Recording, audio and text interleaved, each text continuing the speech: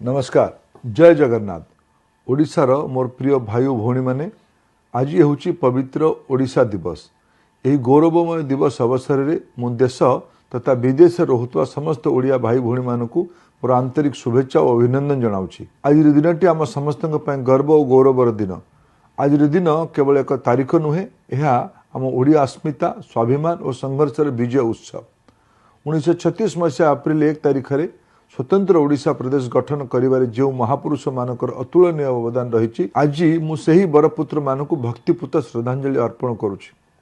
उत्कल गौरव मधुसूदन दास, उत्कलमणि पंडित गोपबंधु दास, महाराजा श्रीरामचंद्र भंजदेव, महाराजा कृष्णचंद्र गजपति, स्वभाव कवि गंगाधर मेहर एवं व्यासकवि फकीर मोहन सेनापति भाषा प्रीति और अगणित बरपुत्र त्याग आम जातिर मूलदुआ।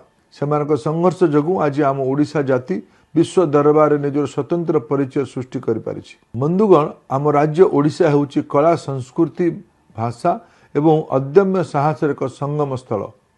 कोणार्कर कारुकार्य आरंभ करी महाप्रभु श्री जगन्नाथ विश्व प्रसिद्ध रथयात्रा पर्यंत आमर परंपरा सारा विश्व रे अद्वितीय। आम ओडिशार माटी हेउछि देवभूमि। महाप्रभु श्री बलभद्र और देवी सुभद्रा, महाप्रभु श्री जगन्नाथ को अपार करुणा आमर जातिर सबुठारु बड़ संबल। माँ लक्ष्मी एवं माँ विमला आशीर्वाद सर्वदा आम संस्कृति को समृद्ध और सुरक्षित रखिछि।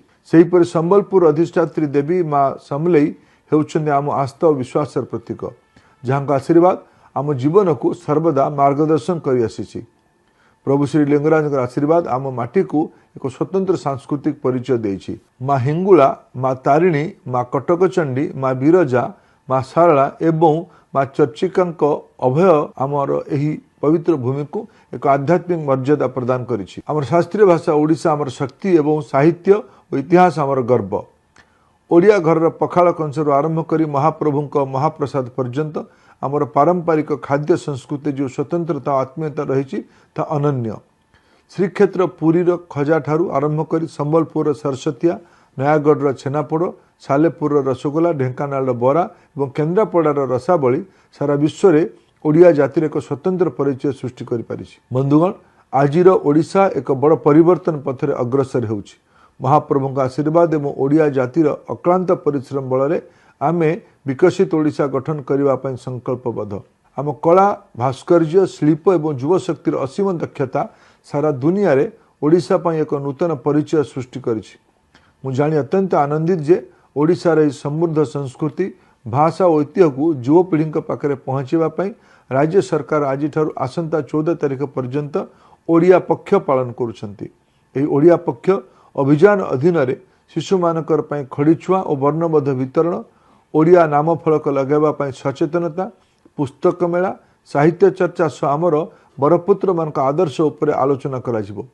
मोर पूरा विश्वास यही दूरदृष्टि संपन्न पदक्षेप आम ऐतिह्य को विश्व दरबार एक नूतन परिचय प्रदान करने सह ओडिया अस्मिता को आहरी सुदृढ़ करिवो।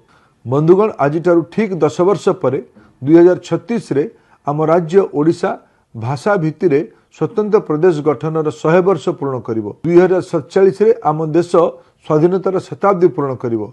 एथिपाई आगामी 10 वर्ष 21 वर्ष पर्यंत निर्णायक और महत्वपूर्ण। तेणु आज दिनटी आम समस्त आत्मसमीक्षार दिन।